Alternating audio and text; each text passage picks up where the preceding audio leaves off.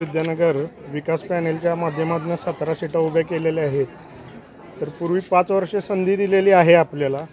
संधीचं आपण सोनं केलेलं आहे. कचरा का निर्मूलन असेल, रखडलेलं 24/7 असेल, ते पाणी पुरवठा व्यवस्थित सुरळीत केलेला आहे. आणि इमारत ग्रामपंचायतची नवीन इमारत बांधलेली आहे.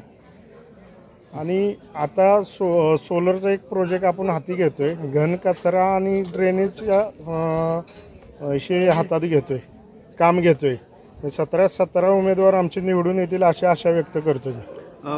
किती कोटीची कामं झाली आणि महत्त्वाची आता 5 वर्षात कमीत कमी 5 ते 6 कोटीची विकास कामे झालेली आहेत. त्यात ग्रामपंचायत इमारत असेल, घंटागाड्या 2 घेतल्या असतील, सोलर सिस्टीम असेल, अंतर्गत रस्ते असतील, भीमनगरमधला रस्ता असेल किंवा समाज मंदिरासाठी ग्रामपंचायतच्या माध्यमातून फंडिंग दिलेले आहेत.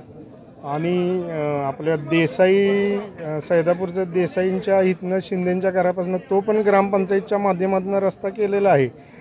स्कीमच्या तिथं नाल्याची सोय केलेली आहे. गजानन सोसायटीत सगळे अंतर्गत रस्ते केलेले आहेत. दूधगंगा कॉलनीत अंतर्गत रस्ते केलेले आहेत.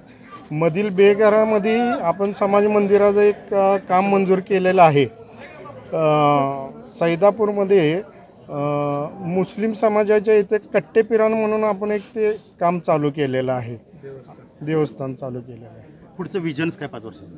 आता आपले विजन आहे की पाणी पुरवठ्याचे राहिलेली जी पाईपलाईन आहे 10 किलोमीटर, ते 10 किलोमीटर आपण पाईपलाईन करणार आहेत. आज लाईट बिल नाही म्हणलं तर 3 ते 4 लाख रुपये येते.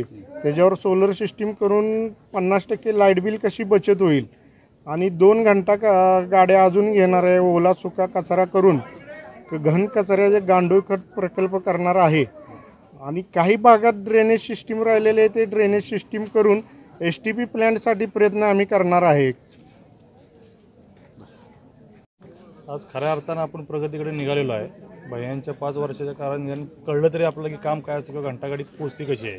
आणि 5 वर्ष मी स्वतः सैदापूर विद्यानगरचा रहिवासी 35 वर्ष आहे. काय सुविधा मिळाल्या काय मिळाल्या हे तर लेखाजोखा मांडण्याची गरज नाही. आपण मतांना ते मांडणारच आहे, मागणार पण आहे. पण जे भैयांनी काम केलेलं आहे ते पथदर्शक आहे. सोलरचं विजन त्यांनी सांगितलं, STP सांगितलं, हे जे पथदर्शक आहे. उद्या आपण निघालेलो आहे. आणि विद्यानगर सैदापूरचा सर्वांगीण विकास जर व्हायचा असेल तर भैयांसारखे नेतृत्व गरजेचं आहे. आणि ते आम्ही मागं राहणारच आहे. त्यांची विजन बरोबर आम्ही चालणारच आहोत त्यामध्ये. आणि जे काय बाकी त्यांनी प्रॉब्लेम सांगितले असतील, बाकीने काही सांगितले असेल, विरोधकांचा विरोध कशासाठी हा ते तुम्हाला माहीत असते, मला माहीत असते. आणि मिळालेली जी आमची चिन्ह आहेत ते त्यातनं बोध घेतो आपण. गॅस आहे, गॅसची किटली आहे आमची, सिलेंडर आणि टोपली आहे. हे सर्व घरगुती असणारे वस्तू आहेत आमच्या. ते घराघरात पोचणाऱ्या वस्तू आहेत. आणि बाहेर जे घराघरात पोचलेत त्याही पोचतील आणि विजयारूपाने आम्ही येऊ, हे क्लिअर होऊन जाईल. त्यामध्ये कामाबद्दल बोलायचं झालं तर भैयांनी कधी भाषणात असं सांगितलेलं नाही की हे मी करीन ते मी करीन, किंवा माईक असा धरून सांगितलेलं नाही. त्यांना फक्त काम करून दाखवायचं हे आहे. आणि तिने जे जे कामं हातात घेतली ती पूर्ण केलेली आहे. असे आश्वासनं खोटी देऊन किंवा ही करून त्यांनी असं केलेलं नाही. एवढंच बोल.